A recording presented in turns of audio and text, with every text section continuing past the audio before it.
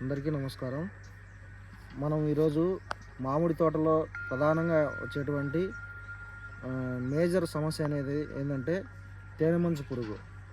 దీన్ని వచ్చేసి mango leaf hopper అంటారు. మామూలుగా ఇది వచ్చేసి మనకు పూత రాకముందే ఆకులు ఉన్నప్పుడు కూడా దీని ఉధృతి హెవీగా ఉంటుంది. అప్పుడు వచ్చేసి ఇది ఆకుల మీద తిరుగుతూ తేనె లాంటి ఒక జిగురు పదార్థాన్ని విసర్జిస్తూ ఉంటుంది. ఈ యొక్క తేనె లాంటి జిగురు పదార్థం విసర్జించినప్పుడు అక్కడ చీమలు చేరి తిరుగుతూ ఉంటాయి. అయితే ఇది ఈ ఆకు దశ దాటిన తర్వాత పూత దశ వచ్చినప్పుడు దీని ఉధృతి ఇంకా ఎక్కువ వచ్చేస్తుంది. పూత దశ వచ్చినప్పుడు పూతలో ఈ విధంగా తిరుగుతూ ఉంటుంది. ఇక్కడ మీరు చూడొచ్చు, పూతలో తిరుగుతూ ఉంది. ఇక్కడ మీకు పూతలో తిరుగుతూ ఉంటుంది తేనె మంచు పురుగు. దీన్ని మనం ఎలా గుర్తించాలంటే ఒక కొమ్ము, ఒక ముందు భాగంలో కొమ్ము లాంటిది ఒక భాగం ఉంటుంది.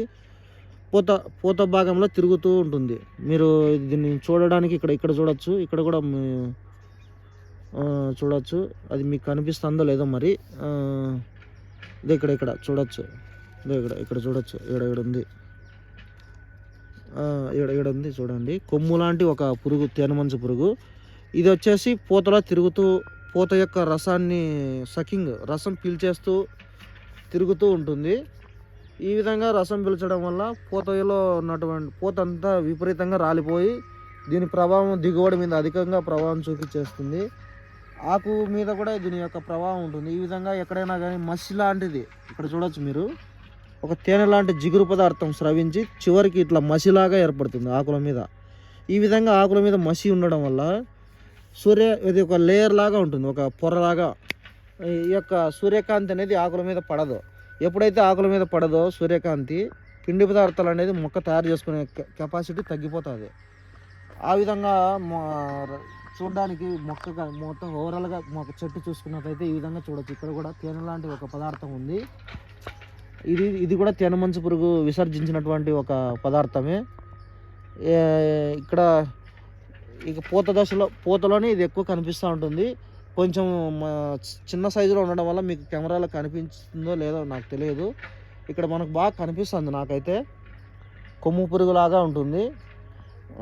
ఈ విధంగా మొత్తం ఓవరాల్గా మనకు పూత దశలో ఎక్కువ నష్టం చేస్తుంది. మనకు దీని ఉధృతి ఎప్పుడు ఉంటుందంటే నవంబర్ నుంచి మార్చి చివరి వరకు దీని ఉధృతి ఎక్కువగా ఉంటుంది. మనకు తొలి దశలో వచ్చేసి దీని ప్రభావం ఫస్ట్ వచ్చేసి జూన్ ఆగస్టు మధ్యలో అప్పటి నుంచి స్టార్ట్ అవుతుంది. ఇది 3 దశల్లో దీని ప్రభావం చూపిస్తుంది. జూన్ ఆగస్టు నెలలో వచ్చేసి ఆకుల మీద ఇట్లా వచ్చేసి తేనెలాగా పదార్థం విసర్జించి ఆకులు చూడడానికి వికారంగా అయిపోయి ఈ విధంగా ఉంటుంది. తర్వాత మళ్ళీ ఆగస్టు తర్వాత మనకు నవంబర్ నుంచి మార్చి వరకు పూత దశలో ఈ విధంగా వచ్చేసి పూత అంతా డ్యామేజ్ చేసేసి రసం పీల్చేసి రాలిపోయేలాగా చేసేస్తుంది. ఇట్లా రకరకాలుగా ఇది పెద్ద మేజర్ సమస్యగా మారి రైతులను బాగా ఇబ్బంది పెడుతున్నటువంటిది తేనె మంచు పురుగు. దీనికి మనం తొలి దశలోనే మనం పూత రాకముందే లాంబ్డా సహలోత్రిన్ అని చెప్పేసి ఈ మందు 1.5 ml 1 లీటర్ నీటికి పిచికారి చేసుకున్నట్లయితే సమర్థవంతంగా నివారించుకునే అవకాశం ఉంటుంది. అది లేకుంటే క్లోరోపైరిపాస్ 20% ఈసీ, అది 2.5 ml 1 లీటర్ నీటికి పిచికారి చేసుకోవాలి. ఇంకా అది కాకుండా వేరే మందు వాడాలనుకుంటే ఇమిడాక్లోప్రిడ్, అది వచ్చేసి 100 ml 200 లీటర్ల నీటికి వాడుకున్నట్లయితే కూడా దీన్ని నివారించుకోవచ్చు. అది కాకుండా ఈ థయోమిథాక్సిమ్ కూడా మార్కెట్లో అందుబాటులో ఉంది. అది కూడా 100 గ్రామ్స్ 200 లీటర్ల నీటికి వాడుకోవచ్చు. ఈ విధంగా మనం వాడుకుంటూ దీన్ని నివారించుకునే అవకాశం ఉంటుంది.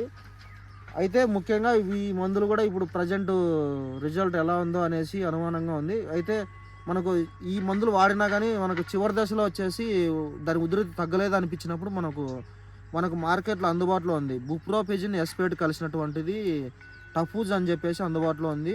అప్లాడ్ అని చెప్పి ఇది మనకు బుప్రోపిజిన్ ఎస్పేట్ బుప్రోపిజిన్ ఎస్పేట్ కలిసినటువంటి మందులు అందుబాటులో ఉన్నాయి. అది వచ్చేసి ఒక 400 గ్రాములు ఒక 200 లీటర్ల నీటికి కలిపి పిచికారి చేసుకున్నట్లయితే కూడా ఈ యొక్క తేనెమంచు పురుగును పూర్తిగా నివారించుకునే అవకాశం ఉంటుంది.